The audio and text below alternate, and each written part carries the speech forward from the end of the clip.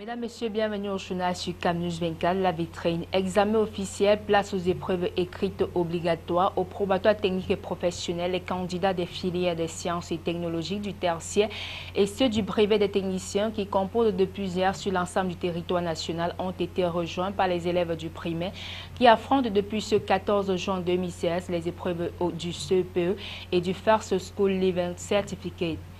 Et puis, le directeur général de l'Agence française de développement vient de séjourner au Cameroun. Cette visite de travail a permis à Rémi Rio de faire le point sur l'état de la coopération de l'agence qu'il dirige et le Cameroun. Voilà pour la vitrine.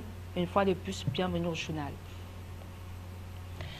Examen officiel, place aux épreuves écrites obligatoires, aux probatoires techniques et professionnels. Les candidats des filières sciences et technologies du tertiaire et ceux du brevet des techniciens qui composent depuis hier sur l'ensemble du territoire national ont été rejoints par les élèves du primaire qui affrontent depuis ce 14 juin les épreuves du CEPE et du First School Living Certificate.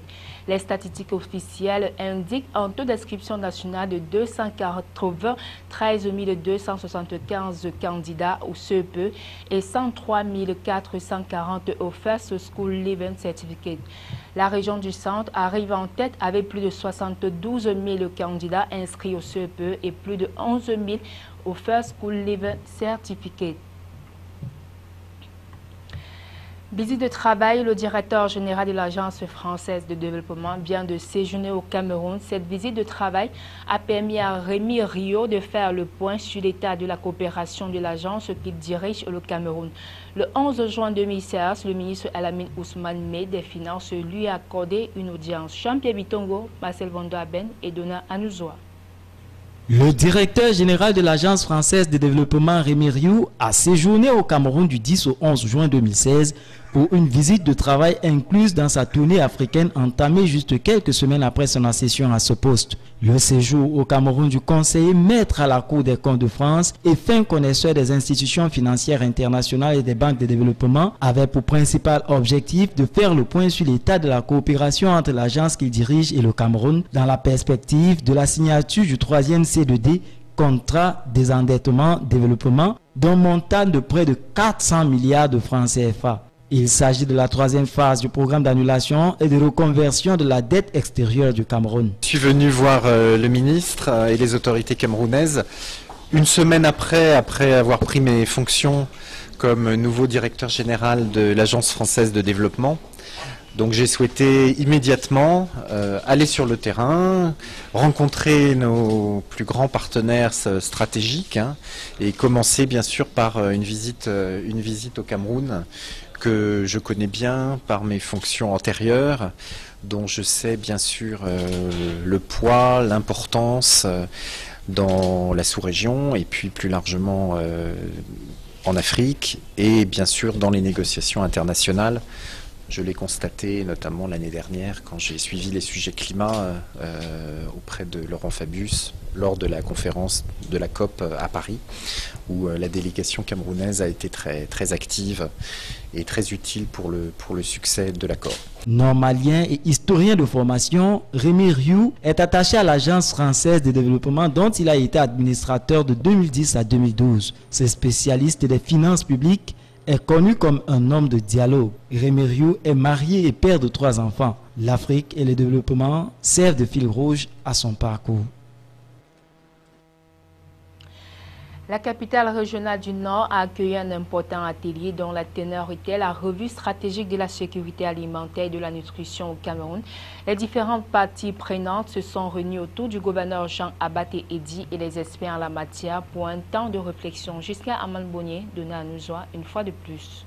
Les assises de Garoua avaient entre autres missions d'implémenter la nouvelle vision de la politique gouvernementale concernant la sécurité alimentaire et nutritionnelle au Cameroun. L'atelier de consultation sur la revue stratégique animé par des consultants indépendants et coordonné par les administrations telles le MINADER, MINEPAT, MINSanté et MINAT a connu la présence du gouverneur Jean Abaté Edi, des préfets des 4 départements que compte la région du Nord, les sous-préfets, maires ainsi que des membres de la société civile.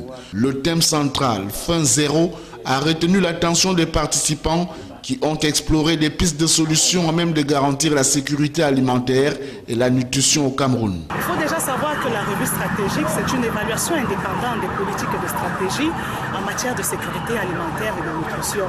C'est un exercice analytique, mais c'est aussi un exercice consultatif et participatif qui devrait pouvoir fournir à tous une meilleure compréhension du contexte national en matière de sécurité alimentaire et de nutrition. Ce programme s'inscrit dans le cadre du plan d'urgence triennal promu par son Excellence le Président de la République du Cameroun. Au sortir de cet atelier, les acteurs pourront apporter sans doute leur contribution et offrir la possibilité d'une réelle transition vers un développement autonome et une sécurité alimentaire durable.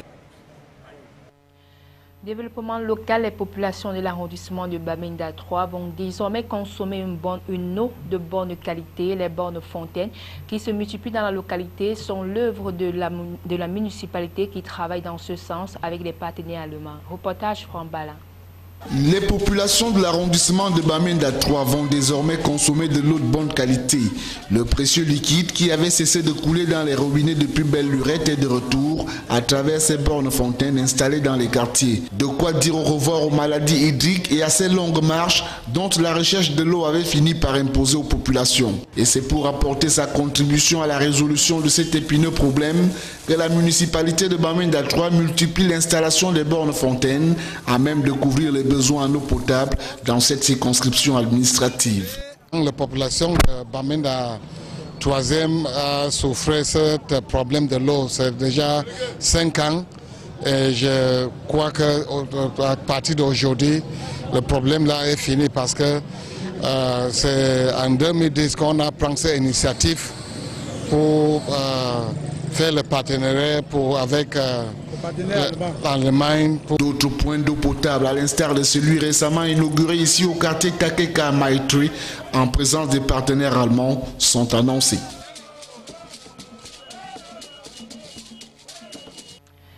C'est le dimanche 12 juin 2016 que la communauté chrétienne de la paroisse Saint-Joseph de Bamyanga a accueilli pour la première fois depuis son ordination épiscopale du 30 avril dernier Monseigneur Emmanuel Abo. Ils étaient dans une allégresse générale, les chrétiens venus des 4 coins de la localité de Bamyanga. Ceci pour dire un welcome à celui-là même qui va dorénavant conduire le troupeau de Dieu présent dans la région du Château d'Eau du Cameroun. Au cours de la célébration eucharistique qui était ponctuée de la liturgie de la parole et de la liturgie eucharistique, une centaine de jeunes ont pu recevoir des mains de l'évêque du diocèse de Ngaoundéré le sacrement de baptême, de confirmation et de première communion. Le point avec Joseph Mwafo, Dona Anouzoa. Le dimanche 12 juin 2016 restera gravé dans la mémoire des chrétiens catholiques de la paroisse Saint-Joseph de Bamyanga. En effet, Monseigneur Emmanuel Abo a profité de sa visite pastorale dans cette localité de la région de la Damawa pour toucher les doigts les réalités que vivent les chrétiens de cette paroisse au quotidien. C'était aussi l'occasion pour l'homme de Dieu de raviver les énergies des artisans de l'évangile, les encourager et les réconforter. En rendant grâce à Dieu pour ce nouveau pasteur qu'il donne à son peuple, les fidèles de Bamyanga, à travers chants et cadeaux, ont souhaité la bienvenue à leur évêque qui, en retour, n'a pas manqué de délivrer son message à l'endroit de ses fidèles qui, chaque jour, œuvrent pour que la bonne nouvelle du Christ se répande dans cette localité. Cette paroisse que je trouve très dynamique, vu le compte rendu, n'est-ce pas, de la vie qu'ils ont fait de cette paroisse sur le plan pastoral, sur le plan économique, sur le plan socio et économique. Je trouve que cette paroisse a marqué, n'est-ce pas, de bonnes avancées. Je ne peux que leur adresser mes encouragements.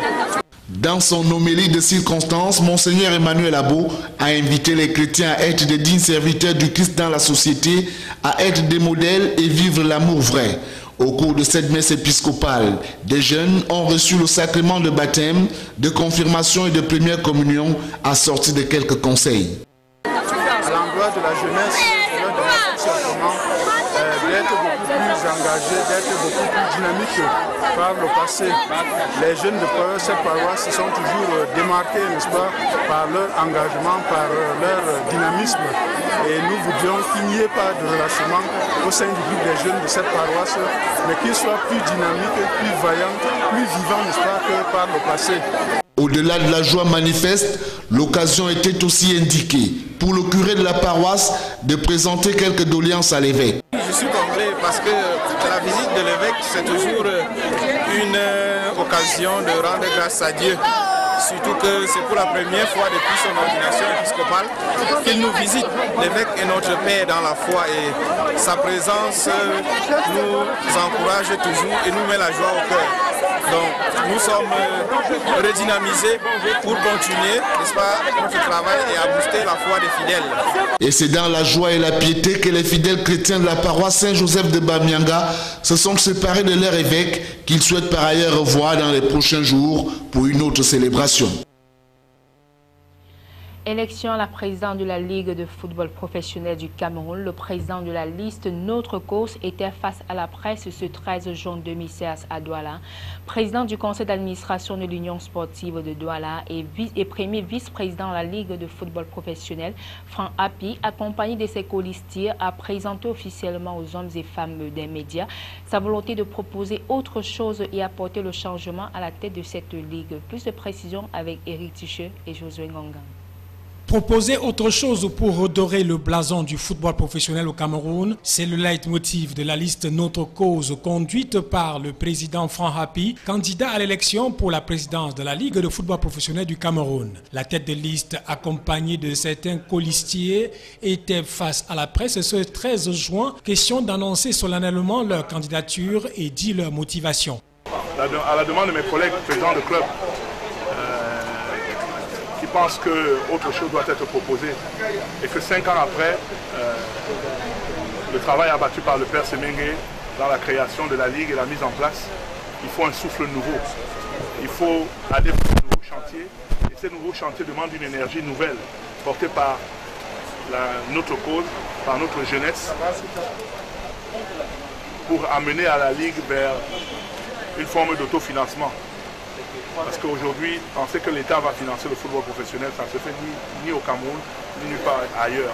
Il faut rappeler que Franck Api sera en face du général Semengue, le président sortant, et en tant que président du conseil d'administration de l'Union sportive de Douala et premier vice-président de la Ligue de football professionnel, il maîtrise bien les problèmes des clubs et des joueurs en particulier et du football en général, raison pour laquelle il veut apporter un nouveau souffle. Équité d'abord de la compétition, qualité de l'arbitrage, c'est peut-être pas la devise, mais c'est les deux premiers axes. C'est les deux premiers axes et ça c'est le quotidien de la Ligue. N'oubliez pas que notre rôle à la Ligue, ce n'est pas de créer des stades.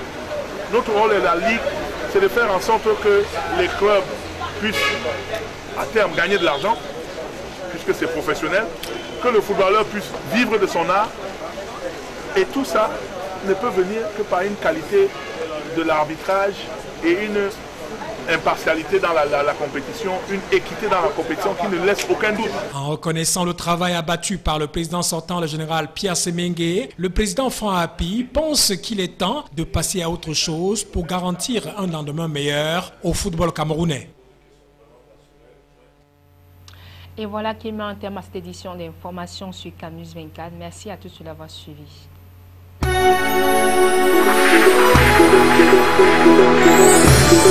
Thank you.